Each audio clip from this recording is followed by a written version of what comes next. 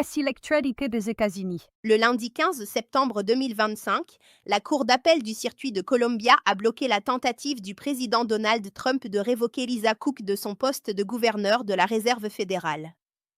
La décision a invoqué la clause légale For Cause Removal et interdit tout licenciement avant la réunion du FOMC. Le mardi 16 septembre 2025, le Sénat des États-Unis a confirmé Stephen Miran au board de la Réserve fédérale par un vote de 48 voix contre 47. Le même jour, une cour d'appel a rejeté une nouvelle tentative de destitution de Lisa Cook, confirmant son maintien malgré les pressions présidentielles. Le jeudi 18 septembre 2025, Donald Trump a rencontré le Premier ministre Keir Starmer à Sheker.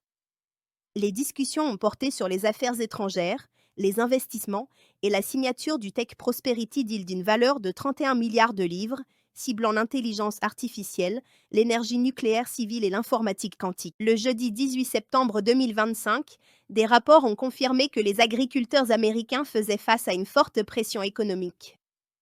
Les prix bas et les politiques commerciales menacent de réduire le revenu agricole net de plus de 30 milliards de dollars en 2026. Le jeudi 18 septembre 2025, ABC a suspendu l'émission Jimmy Kimmel Live après des propos controversés de l'animateur sur le meurtre de Charlie Kirk.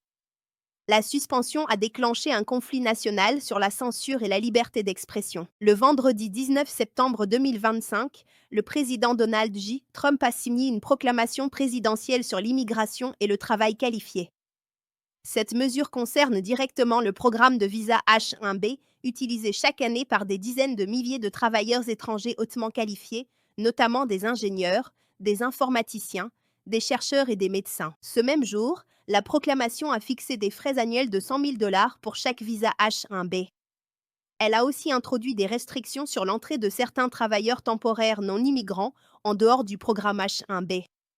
Enfin, le texte charge les ministères de l'État, du Travail, de la Justice et de la Sécurité intérieure de remettre, dans un délai de 30 jours, des recommandations précises pour l'application de ces nouvelles règles. Le dimanche 21 septembre 2025, un rassemblement s'est tenu à Glendale, Arizona, pour le mémorial de Charlie Kirk, figure conservatrice assassinée le 10 septembre lors d'un événement universitaire. Le président Donald Trump, le vice-président J.D. Vance et plusieurs officiels y ont assisté. Le même jour, le Sénat des États-Unis a rejeté un projet de loi de financement temporaire destiné à éviter une fermeture partielle du gouvernement après le 30 septembre. Le désaccord portait principalement sur les financements liés à Medicaid et aux subventions de l'Affordable Care Act entre démocrates et républicains.